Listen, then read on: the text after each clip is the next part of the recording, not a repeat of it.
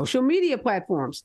A Trump-appointed judge issued a preliminary injunction as a part of a lawsuit over how much involvement the federal government can have with content on social media platforms. Now, this injunction forbids the Biden administration from communicating with those platforms about what the judge calls protected free speech, specifically viewpoint discrimination, for the purposes of trying to remove it. The judge dramatically said such actions may constitute the most massive attack against free speech. Native American advocates are calling on universities built on tribal lands to make reparations for massive plots of land they say was unjustly taken for tribes for university campuses, including the University of Minnesota, which occupies over 94,000 acres, sold to it for a fraction for what it is worth. Native American tribes say it's time for universities to pay up.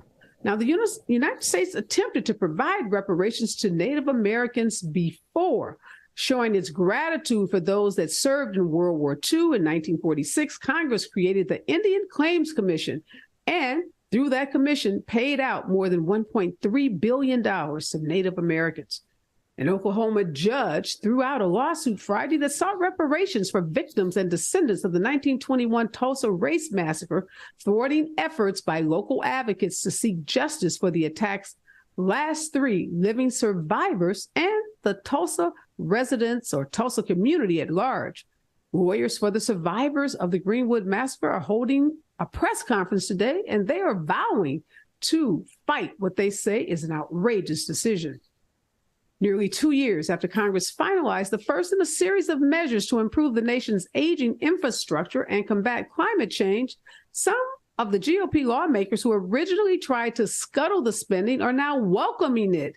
They have privately courted newly available federal money to improve their local roads, bridges, pipes, ports, and internet connections, and they are publicly celebrating when their cities and states have secured a portion of the aid. The Hard Right Freedom Caucus voted to remove Marjorie Taylor Greene, a conservative rabble-rouser who in recent months allied herself with House Speaker Kevin McCarthy, following a spat she had with another member of the group. Well, colleges are now scrutinizing race-based financial aid. This comes after the affirmative action ruling by the Supreme Court. In particular, the Missouri Attorney General just announced that after the High Court's ruling that he had put dozens of universities and municipalities across the state of Missouri on notice to immediately cease any use of what he calls illegal, discriminatory race-based policies. Now, Attorney General Andrew Bailey, a Republican, has said that institutions in that state must stop using race-based standards to make decisions about things such as admissions, scholarships, programs, and even employment. You are listening and watching Areva Martin in real time, and I'm your host, Areva Martin. This is your one-stop destination for today's trending news, expert analysis, and my unfiltered opinions. In this hour, I'm joined by 2 brilliant contributors and some of the best in the business. That's Christopher Walton, a former chair of the Democratic Party of Milwaukee, and Dr. Omekongo Dibinga. He is a lecturer at American University and the author of a new book called The Lies About Black People.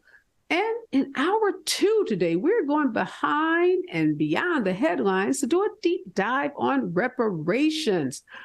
Looks like no matter what page you turn, what newspaper you pick up, what social media site you go to, there is a story about reparations. And California just released its much anticipated report where it has over 115 recommendations on how the state of California can make good or repair the harm that was done to African Americans in California as a result of slavery and the systemic exclusion of Blacks on the basis of race. And I'm going to talk to Professor Carlos Hill about that decision by a state court in Tulsa to throw out the last surviving lawsuit that was designed to compensate the survivors of the Tulsa race massacre. But before I bring my guest on, here's what I'm thinking in real time. I don't know know if you saw this story, but older women, mostly white conservative women in Florida, are finally, and I do say finally, outraged with Governor Ron DeSantis, the Florida governor. Now, this is why they are mad at the governor. Governor DeSantis signed a controversial measure that overhauls the permanent alimony structure in the state of Florida. This new law effectively ends permanent alimony. That's those payments that ex-husbands typically pay to ex-wives, to support them. And this new bill sets up a process for ex-spouses who make alimony payments to seek modifications, particularly when these older ex-spouses want to retire. So apparently right now in the state of Florida, a woman could receive alimony until she dies, and men have been complaining that this is forcing them to work past retirement to continue to make these alimony payments. Now, a coalition of mostly older women who receive permanent alimony, they are a part of a group called the First Wives Advocacy Group. They assert that their lives will be upended without the payments. These women are livid. They say on behalf of the thousands of women who our group represents, we are very disappointed in the governor's decision to sign the alimony reform bill. We believe by signing it, he has put older women in a situation which will cause financial devastation. Now, they say the so-called party of family values has just contributed to the erosion of the institution of marriage in Florida. Now, that's a statement by a 63-year-old Boca Raton woman who founded the First Wives Advocacy Group. Others go on to say that DeSantis has impoverished all the older women of Florida. This woman says she knows at least 3,000 women across the state who are switching to the Democratic Party. She says these women are ready to mobilize, they're ready to organize, and they are going to campaign against Ron DeSantis. Now, this is another Republican woman who receives permanent alimony. When I read this story, I was laughing, I was scratching my head. I had so many mixed emotions. Obviously, I am not in favor of impoverishing thousands of women in their 60s, 70s, and 80s who have depended on this money, who now may not be able to support themselves. Obviously, that's a problem. But here's a bigger problem. These women who are so outraged, who now say they're going to vote Democratic, have been staunch supporters of Ron DeSantis. They supported him when he was banning books. They supported him when he was banning abortions, when he was making it more difficult for women in the state of Florida to exercise their reproductive rights, their rights to, control their bodies. They were supporting him when he was preventing teachers from saying gay in the classroom and passing laws that discriminated against the LGBTQ community. They supported him when he was dismantling the teaching of Black history in schools. And it wasn't until he messed with their coins that he came for what they call their money, their livelihood, their financial support, that they decided to stand up and to challenge Ron DeSantis. I don't know what to make of these women. Now, obviously, we welcome them to the Democratic Party. We welcome them to vote for Democratic candidates and not to vote for Ron DeSantis for governor or president or whatever job he may be running for. But I don't know if we can trust these women. These are the same women that have supported Ron DeSantis. They've supported Donald Trump. These are the women that we thought might vote for Hillary Clinton. This is a story that I'm going to follow because I am a lawyer and I'm just generally interested in what happens on this issue, particularly because it relates to marriage. But I hope these women are sincere, and I hope that they realize now that when someone like Ron DeSantis comes for any group, that they should stand up for that group because their interests might also be the next issues that a governor like Ron DeSantis comes for more when we come forward on KBLA Talk 1580. I'm going to get you guys to weigh in on this. Okay, Rashad, I'm ready. I need to find out how long that actually is. Okay. So just give me a minute.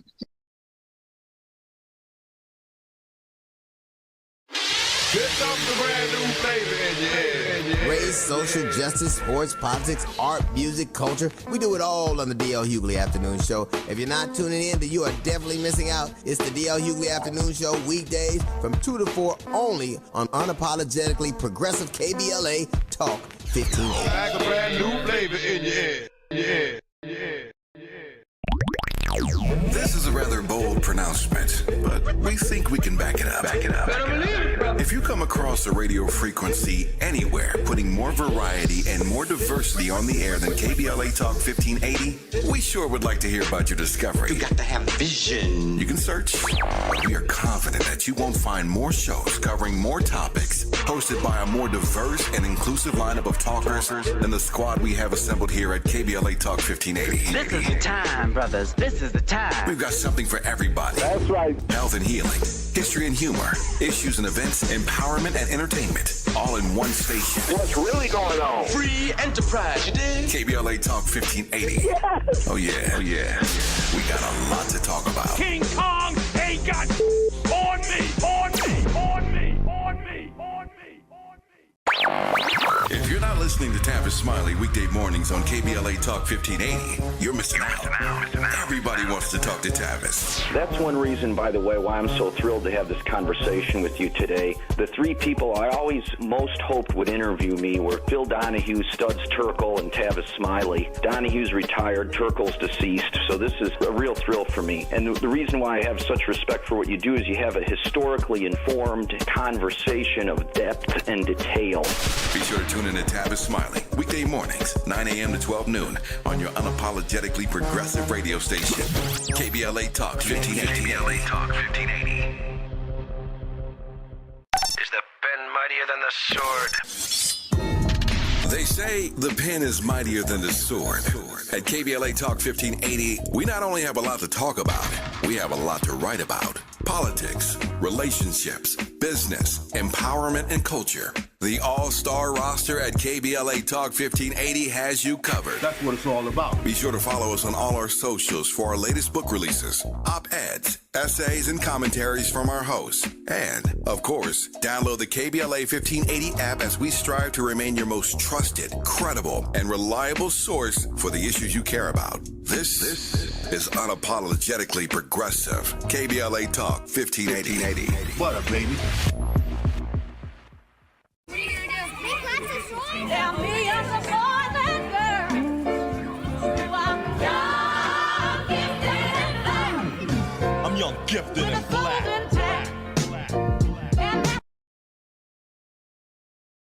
You are listening to Areva Martin in real time. I'm your host, Areva Martin. In this hour, to help me break down what's happening in the news are my contributors, Christopher Walton. He is the former chair of the Democratic Party of Milwaukee, and Dr. Omekongo Dibinga. He is a senior lecturer at American University, and he's the author of a new book, The Lies About Black People. Welcome back, Christopher, and welcome back, Dr. Dibinga. As you both can see, I don't know what to think of these white women who are getting their alimony cut off, who now say they are no longer Republican, that they're going to vote Democratic. Christopher, how often in your job as the Democratic Party chair did you see voters like these women who get upset because there's a piece of legislation passed that impacts them personally and decide they're going to switch parties, but they won't stand up for the rights of others. But when it hits them in the pocketbook, they have a change of heart. Have you seen this happen? I have. The party chair. I have. I definitely saw this happen, especially right after 2016. Suddenly, everybody discovered politics. Everybody discovered how important it was and how much of an effect it could happen. Welcome, ladies. Better late than never. We love to have you. Bring your votes, bring your friends. Also, since you were probably collecting thousands of dollars a month in alimony, do feel free to donate as well. We'd love to have you. Better late than never, I say, especially in a state like Florida. If we can get the ladies to rally up, maybe we can bring Florida back from the abyss and make it a blue state again. write about it. And I said, hey, we welcome any Democratic voters, but I don't know, Dr. Dibinga, if we can trust these women. We oftentimes point to white women as that demographic that we think we're going to be able to form allyship with around issues like reproductive rights and other issues. And we are often disappointed by how they vote and how they show up. Do you think this might be one of those instances? I feel like this is going to be a situation where we are going to see a lot of hypocrisy, because some of these people are never Biden, never Kamala. I mean, are some of these women really going to consider voting for a black woman vice president again? Racism has a way of trumping so many other things, pun intended. And so I feel like these may be the type of women who are going to say this in outrage right now, because this has been going on for years, but are going to go to the booth and hold their nose and think about all of the other issues and still decide to go with DeSantis. And like you said, we saw it with Hillary, and we've seen it with so many other issues. And so it's unfortunate that they are so caught up in their own personal issues that that's all they can see. But we've been here before, and I think that they're going to do the same thing again. I think they're talking a good game, but I'm not optimistic. Hopefully I guess what has me so perplexed by the story is the level of self-interest and you only care about an issue when it impacted you. You don't have any empathy for the kids who are in schools who can't be taught history, or the LGBT community that's being attacked. None of that matters. But come for your check, and now all of a sudden, they're outraged at this governor. That's a level of selfishness and, that I guess is real, and I shouldn't act so shocked and surprised by it, Chris, but it bothers me. It really bothers me. And I would hope that as voters and Americans, we have more empathy for our fellow man and woman, that we vote in ways that aren't just about things that impact us, but impact our community and impact our democracy. Right. Okay, that's my wishful thinking for the day. Okay, let's talk about the Republican Attorney General in Missouri. Now, Chris, he says not only the schools in Missouri better not be using colleges and universities race to admit students, you better not be using race to give out scholarships or financial aid. And he includes things like programs and employment. And the lawsuit filed was about affirmative action and admissions. I don't remember there being anything in that decision that said universities can't use race in programs and employment. Do you anticipate Republican attorney generals around the country to try to stretch the affirmative action in college admissions to go even further? Oh, absolutely. Absolutely. They're already making those plans. They've been planning these things. In the state of Wisconsin, for example, the Speaker of the House just recently came out and said he wants to get rid of the minority scholarship program in the state of Wisconsin. And it was literally set up to help minority students who did not have the financial means to continue to go to college. This has nothing to do with affirmative action. This is literally just money set aside to help Black and brown kids go to school. He wants to get rid of that from the state of Wisconsin. This is a full-blown effort that is continuously going across this country. And every election is constantly me screaming, this is the most important election. Right. And every time it's proven to be true. I just need everybody else to see it. It is always proven to be true, because now we're looking at they're going to go after every racial program, every racial incentive program, every scholarship, every single thing they can go after to try and rip apart, they're going after. And this is another situation where, honestly, it's going to hurt Black people and brown people, but it's going to hurt white women too, because white women have made the most advances from affirmative action. So, ladies, it's time. I know. Time to make it happen. Yeah, they need to understand now. They didn't make the connection, Dr. Dibinga, on affirmative action that obviously they made on alimony. But you're on a college campus, and there are lots of programs that are targeted to help minority students, as Chris just said. Are you seeing colleges, or do you anticipate seeing colleges start to eliminate those programs? And what is that going to mean for those economically disadvantaged students that just happen to be Black and brown?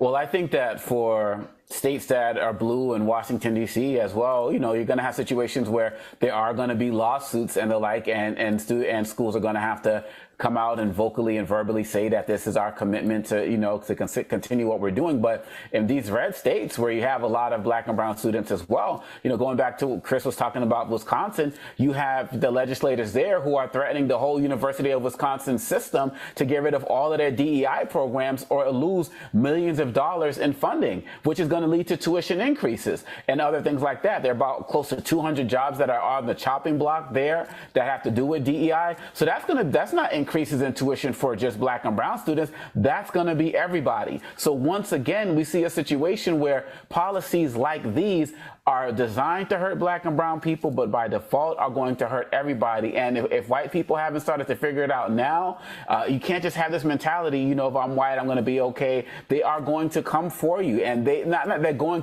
are. And so what we have to have, one thing I love about what's happening right now is I love the fact that more lawyers and civic organizations are being extremely vocal about the lawsuits that they're bringing up, like challenging legacy admissions and all of that. And these Republicans, whenever a law gets passed, like overturning affirmative action, they already got their proposed legislation ready to go. Same thing they did with Roe v. Wade. They introduced it at midnight, and we got to be more strategic in having our systems already in place when these things happen, because they are not going to stop.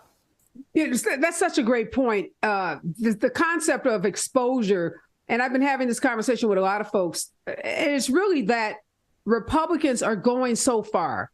I mean, they are going so far. Do you think, Chris, because they are coming for everybody, gay kids, gay adults, trans folks, college students, the Supreme Court basically, but denying Joe Biden an opportunity to relieve $20,000 of student loan debt, and Republicans, applauding that decision, applauding the fact that college students won't be able to have that debt relief. Do you think there's going to be a backlash? I mean, we saw it at the midterm elections with abortion, the backlash that caused, us to hold back the number of Republicans that thought they were going to be voted into Congress. Do you think there's going to be just an uprising of folks saying, wait a minute, these Republicans are taking this country back to a time that it wasn't when it was great. America was not great 50 years ago. Women didn't have rights. Minorities didn't have rights. Poor people didn't have, a voice at the table. Do you think we're going to see a backlash? I absolutely expect it. And, it's already growing right now. We just had the Supreme Court election in the state of Wisconsin this past spring. The state of Wisconsin, which has been like a 1-point race in every race since ever, we just won and flipped the state Supreme Court into the liberal direction by 11 points. That's a backlash. We kept our governor last year, who won by 3 points. That's a Wisconsin landslide. That's a backlash. And it's only going to continue coming. Ohio has that election, that spring election that they just put on the ballot, not spring election, special election, they just put on the ballot in August to try and change how many votes it takes to actually put a constitutional amendment in the state constitution, because they know they don't have the majority of the population on their side trying to ban abortion. So they want to change that, what the limit it is, to get the amendment on the ballot. And then there's actually an amendment on the ballot this upcoming November. So if they don't get out there and vote in August to say, no, we don't want this to be changed, a majority should rule the state of Ohio, then when it gets to November, they're going to ban abortion, not because most people don't vote in favor of it, but because they don't have 60% of the vote, or they don't have 70% of the vote. Whatever the state legislature in Ohio decides is the appropriate amount of votes you need to pass a state constitutional amendment. And Dr. Dibinga, you're on a college campus, so you see young people. So in the news, one of the things I talked about earlier was the fact that voters under 35 years of age, they are experiencing this Supreme Court, this Roberts Court that is, making rulings contrary to the way they think on issues that they care about, like climate change, like gun violence, like immigration, like abortions. So many of them are growing up in an era where they thought some of these laws, like Roe v. Wade, would be untouchable, or they thought they would last indefinitely or into infinity. What are you seeing on these college campuses? Do you see folks who might have otherwise been conservative saying, I've got to join with liberals? We have to stop what's happening in this country?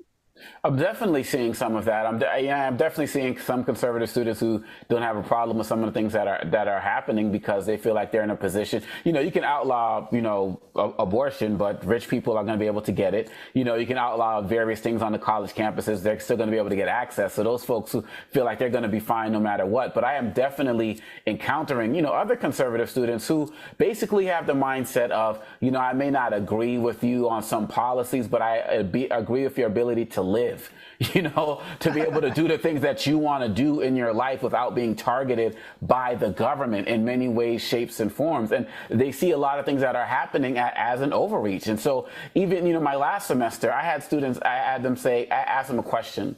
I want you to think about all of the rights that you have either lost or are being challenged just since the beginning of our semester in January. Mm-hmm. Because just between January and May alone, the amount of anti-LGBT and trans legislation that was proposed went from 182 to over 500, when there were only about 200 all of last year. And so daily, and I've experienced racism as a black man in America, but I've always had certain freedoms. Y'all are literally about to not grow up with the freedoms I experienced in this country, despite all of the other drama. Y'all should be upset about that. And my older students, sophomores, juniors, seniors, they get it because they've been experiencing the freedoms and are just starting to see them drop one by one by one. I mean, things like voter IDs laws and not being able to vote with your student ID, various things like that. And many have gone into the summer very informed and very intent on being active. And it's not just the liberal students. I'm so encouraged to hear that. When we come forward, I want to talk about the Freedom Caucus and the disarray that they are in, and these Republicans who are now trying to celebrate the infrastructure bill that they voted against. Stay with us. KBLA Talk 1580. At KBLA Talk 1580, we do more than just talk. Hey there, I'm Jared Hill, president of the National Association of Black Journalists of Los Angeles, and I just want to say thank you for the benevolent $10,000 donation and scholarships for the next generation of black journalists. And I'm Haywood Galbraith, photojournalist and founder of the Minority Photojournalism Institute. Thanks, KBLA, for your generous $10,000 scholarship gift to help us train the next generation of black photojournalists. Congratulations to all the students who will benefit from the scholarship dollars raised at our Black History Month luncheon, honoring black legends in LA media. When we come forward at KBLA Talk 1580, we're bringing everybody with us. Everybody with us. Everybody with us. Everybody with us. Everybody with us. Connection established. Access granted. In a survey conducted by the public opinion research firm Eviderus, KBLA Talk 1580 consistently emerged as the station of choice for black audiences in the Los Angeles media market and beyond. The survey also revealed that the vast majority of black audiences are concerned about the lack of black-owned media and are more likely to listen to talk radio that focuses on issues that impact the black community. For some reason, the other talk stations haven't quite figured that out. If you think about KFI, well, KFI only has a 3% black listenership. 3%. So there's a good 97% out there to support a station like KBLA. At KBLA Talk 1580, we've got your black. Your black. Your black.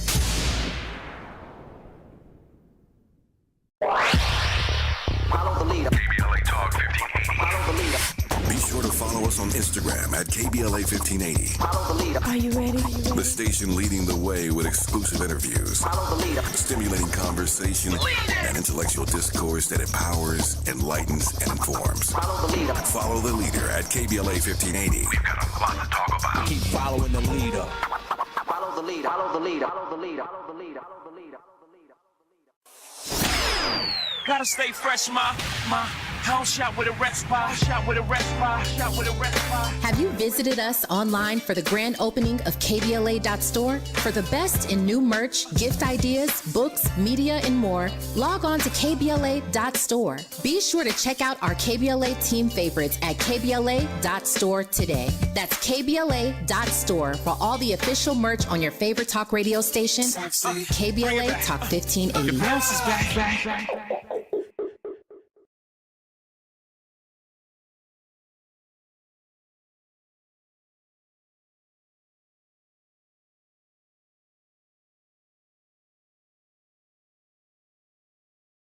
You are listening and watching Areva Martin in real time, and I'm your host, Areva Martin. We are tracking today's trending news, and I have two of my favorite contributors helping me break down this news so that you can have a better understanding of it.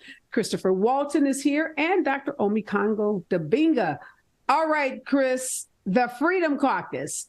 They have a reputation of challenging the established Republicans in the Congress. They've run a speaker out. They've been pretty effective.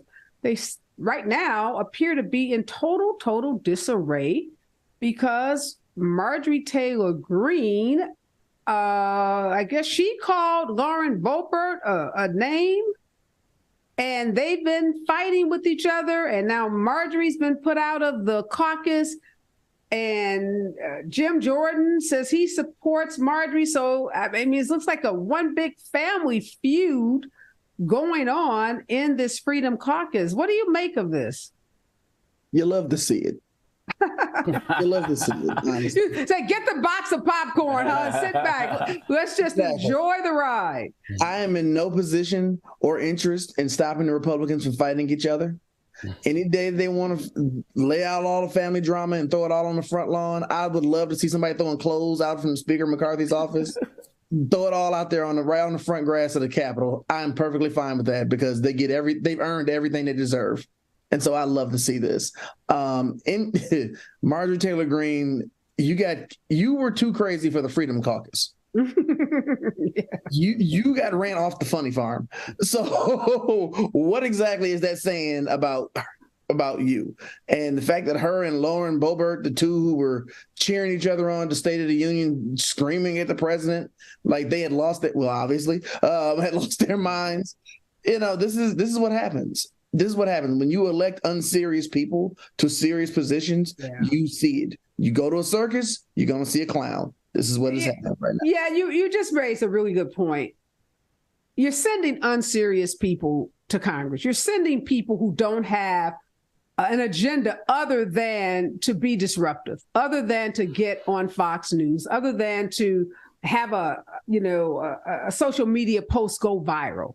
They don't have an agenda or I would even say the intellect to serve in Congress and to be a representative of the people. And now they're all trying to out-Trump the other. You know, who can prove to be the most extreme, who can prove to be the most Trumpian, and, taking each other out in the process. It's really embarrassing. I know what you're saying. As a Democrat, it's not our job to police the Republicans, and if they want to destroy their own party, more power to them. But it really is disgusting because they do represent folks in their states, people who legitimately are depending on them to do something productive. And along that line, Dr. Omekongo, Dr. Dibinga, I saw Chris Christie over the weekend. Mm-hmm.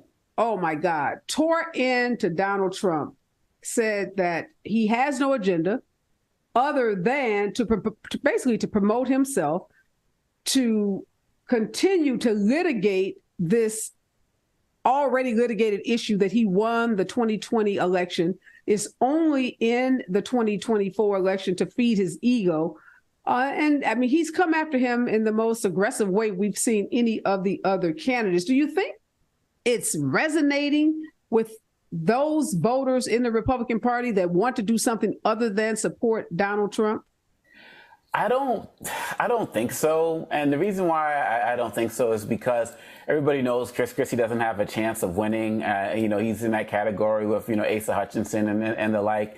And so I feel like people who are more on our side of things, or people who are never Trumpers, are definitely going to, appreciate what he's saying. But I feel like for the people who have been pro-Trump or, from the beginning, it's not going to move the needle with them. The things that are going to move the needle with them, for many of them, are going to be things like getting arrested, going to prison, and seeing that Donald Trump's not really paying your legal fees. Like when the stuff really starts to hit them directly, I think that's when it's going to happen. And particularly if Trump continues to not respond to Chris Christie outside of some random, social media posts and stuff like that. That's why I think Donald Trump's not going to show up at the debates until he absolutely has to, because he doesn't doesn't want to give Christie an opportunity to continue to attack him personally. So I think that as long as Trump continues to kind of generally avoid him, Christie's going to say what he wants, but I don't think it's going to resonate because many people who support Trump also look at Christie as a traitor. I mean, he put Jared Kushner's father in jail, all in prison,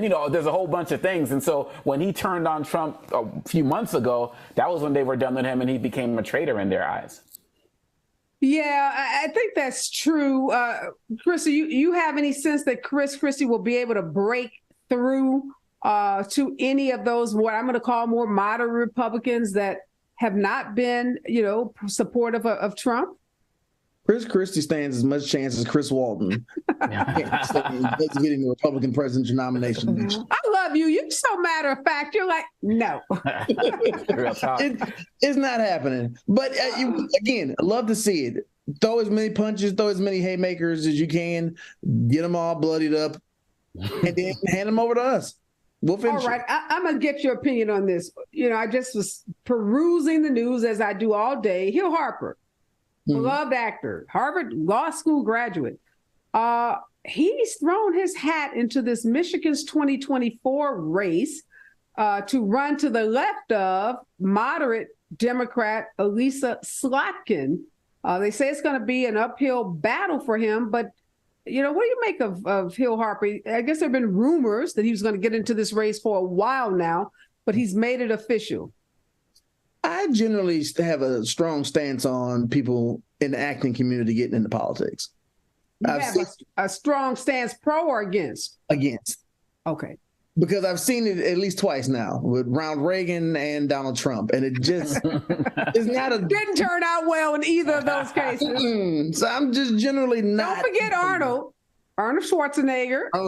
California, please stop electing me. I'm generally against actors being involved in politics. You can play president on a movie, but then when you actually have the rubber hits the road, this may not be the job for you. Well, okay, let's be fair to Hill Harper. He's no Ronald Reagan, he's no Donald Trump, he's no Arnold Schwarzenegger. He says he's going to run to the left. He's going to try to activate Dr. Dibinga, activists and organizers, and he may pull, majority of the Black vote. What do you make of him in this election? I get a little weary hoping that it doesn't damage whoever's going to go on to be the final, who wins the general election and has to go against a Republican in Michigan, because we can't afford to lose that seat. But what do you make of Hill Harper getting into this race? Yeah, I think, I definitely have concerns when celebrities, throw their name into the ring like that. You have Jesse Ventura, the one out of Minnesota, the comedian, as well.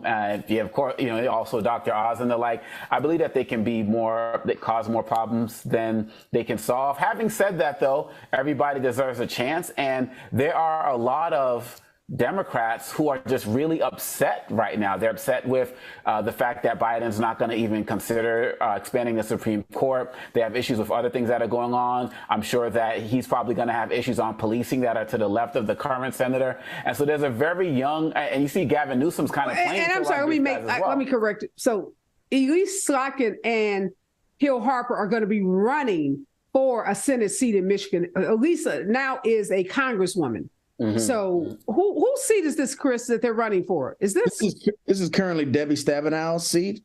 Okay. And she's been there since like 2000. And she's not running. So it's an open seat. So you got this 3-term congresswoman running in this race now with Hill Harper. Yeah, I think that really at the end of the day, I just hope that whatever happens in that race, that egos don't clash and that whoever becomes the front runner, they coalesce, because, Michigan has done a lot of great things. Not everything is run by Democrats there, and we can't afford to lose a scintilla of any type of influence and power that we have. And so I'm very interested to see what Hill Harper does, but just that he's trying to run to the left, of where Democrats are now, there's a Democratic base that is willing to support him because they feel like Biden's not doing enough. They probably might feel the same way about Governor Whitmer as well. And we're going to see what happens as it relates to that. But I hope whatever influence that he garners, he supports whatever Democrat becomes the main candidate if it's not him.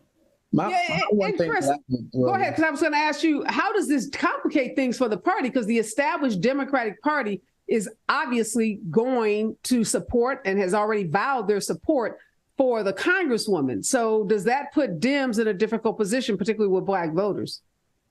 I don't think so, because of, we have a track record of fighting each other. We're Democrats. That's all we do. If we spend time fighting each other, if we spent that time fighting Republicans, they'd only be Democrats. So this is what we kind of do. My only, everybody has a chance to run. More power to you. If you are willing to put your hand on the wheel and try to drive the car to a better place, more power to you. We will absolutely support you. As far as this primary goes, a primary can be helpful sometimes. Yeah. When it's helpful. As long as they're not out trying to hurt each other, they're out taking swings at each other, it can be very helpful. And I think it can actually galvanize people to show up because, big election coming. Go ahead. Your only concern? What's your concern? My only concern is that if Michigan ain't Massachusetts. You can't run too far to the left and still stay where the general center of Michigan is. Right. So, of course, push the issues, run on the issues that you care about and are concerned about, but don't outrun the state. Or at least pick another state to run in where your politics may align better. That is great advice, because I was going to say one thing that Hill Harper may do is he may push the Congresswoman further to the left on some of those issues you mentioned, Dr. Dibinga, like policing. But as Chris just said, Michigan ain't Massachusetts. So we cannot get too far ahead of where that state is, because we could lose that Senate seat, which would be disastrous for Democrats. When we come forward, I want to talk about these Republicans who are taking credit and celebrating the infrastructure money pouring into their states that they had absolutely nothing to do with. Stay with us. KBLA Talk 1580.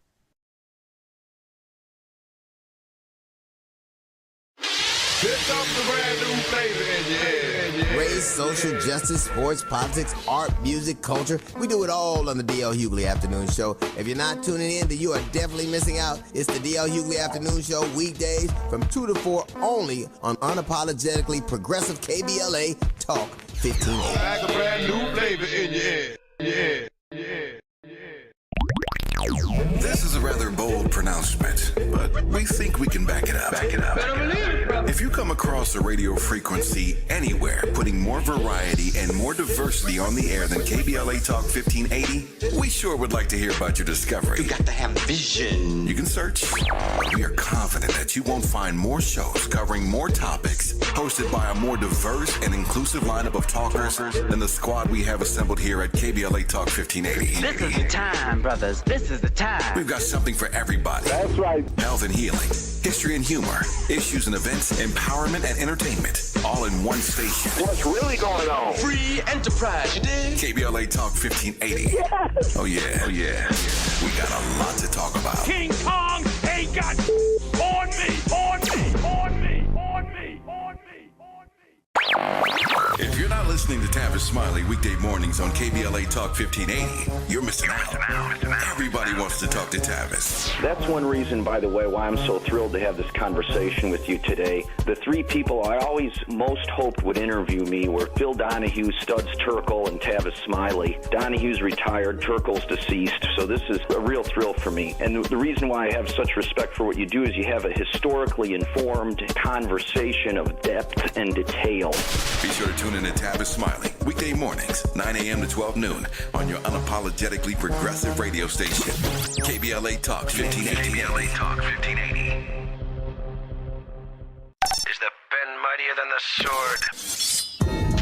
They say the pen is mightier than the sword. At KBLA Talk 1580, we not only have a lot to talk about, we have a lot to write about. Politics, relationships, business, empowerment, and culture. The all-star roster at KBLA Talk 1580 has you covered. That's what it's all about. Be sure to follow us on all our socials for our latest book releases, op-eds, essays, and commentaries from our hosts. And, of course, download the KBLA 1580 app as we strive to remain your most trusted, credible, and reliable source for the issues you care about. This is unapologetically progressive. KBLA Talk 1580. What up, baby? Tell me I'm the boy that girl. I'm young. gifted and black.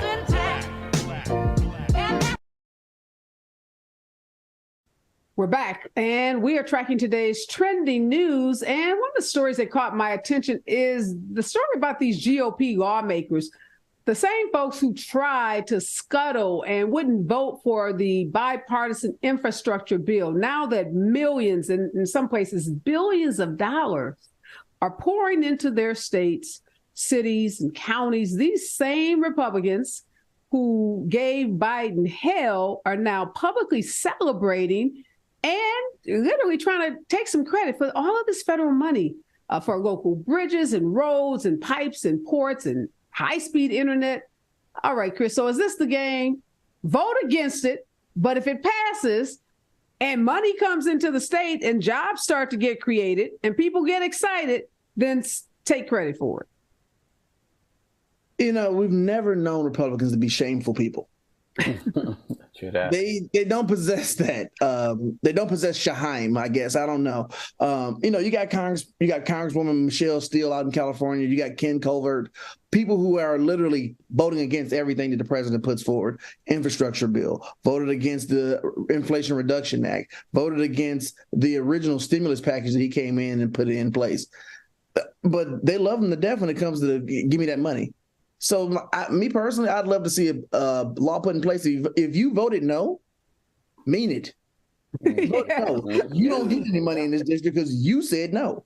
That's what I know. But that would penalize the voters and the residents and the constituents that, you know, aren't responsible for the stupidity of their representatives, right? So we should not be blamed. Got to pick better people then. Yeah, I hear you. Obviously, it is not right, Dr. Dibinga, for these folks to be out celebrating and acting like they did something when they are, as Chris said, voting against everything that the president does. But I don't know. Let's put the onus on the Democrats. Should the Democrats be out reminding voters in that district that your representative that's standing there now at that press conference, that's standing there with that shovel, that's standing there taking credit, voted against this bill, but for the foresight of Democrats and others, this money would not be flowing into your district.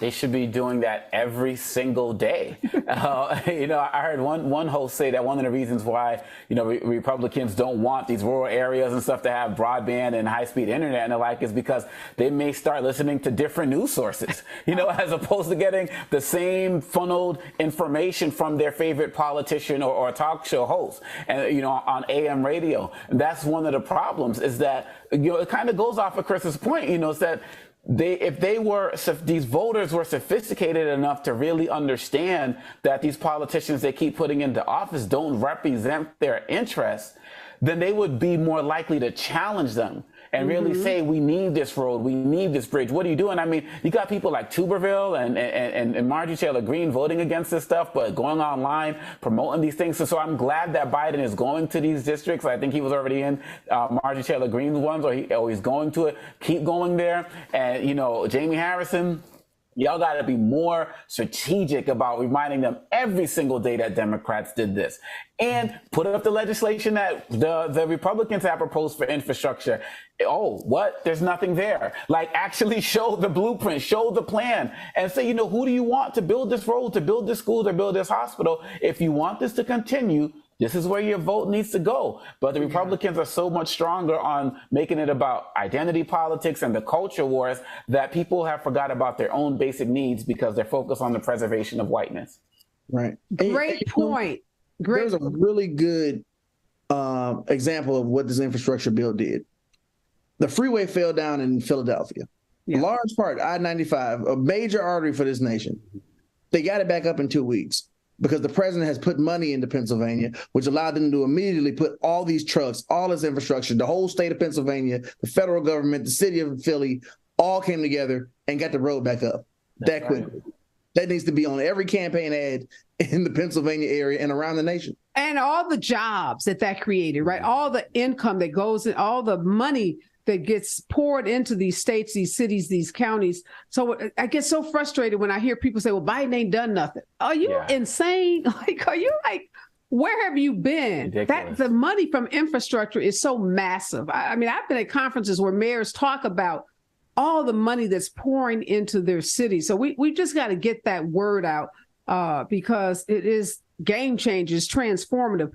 Before we go, again, I guess I'm fascinated with these Republicans fighting with each other, Chris, because another big story is Donald Trump is really hot with Iowa Republican Governor Kim Reynolds.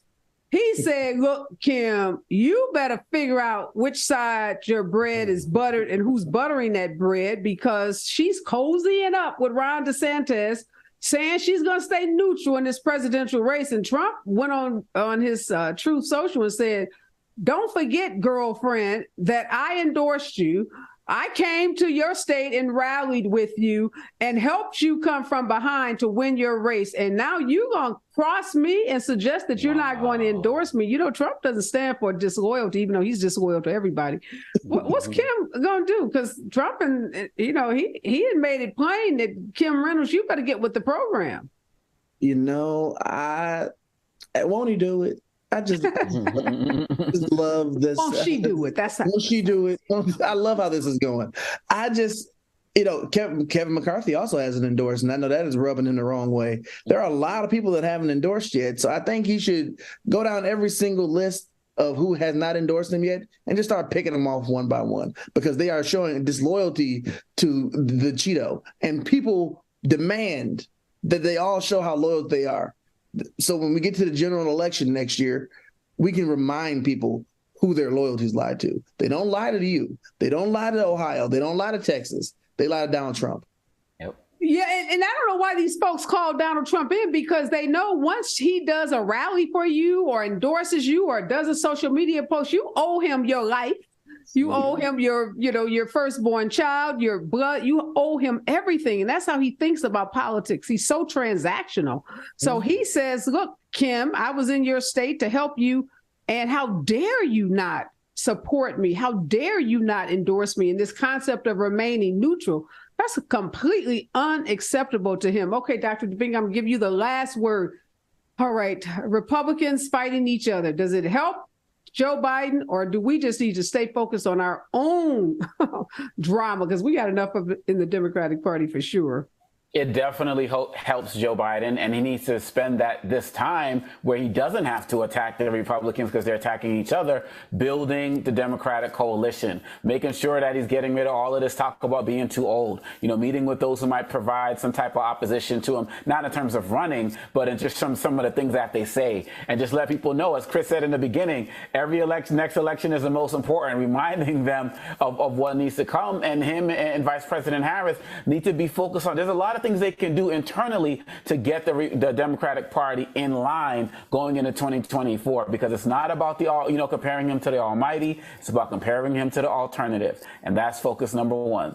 Yeah, no, you're right. We got to get folks revved up. Got to get them excited, because we know Democrats love excitement. We like our shiny objects, and we love to say, I'm not excited. Mm-hmm. We don't say, as you just said, Dr. Dibinga, he's better than the alternative. And that's where we got to get people in this race coming up in 2024. And the good news is we have a lot of time to get that done. Thank you so much, Chris. Always a pleasure, my friend, to see you. Dr. Dibinga, always a pleasure. Make sure you pick up a copy of his book if you've not done so. It's called The Lies About Black People. It's sold everywhere books are sold.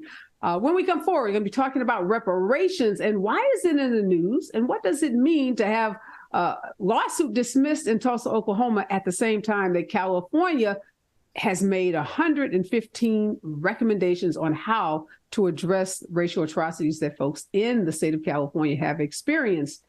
When we come forward right here on KBLA Talk 1580.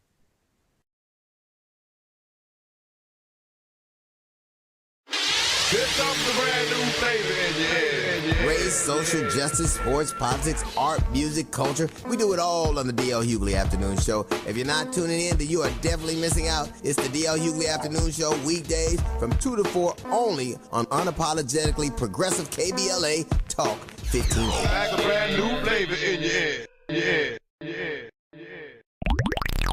This is a rather bold pronouncement, but we think we can back it up. If you come across a radio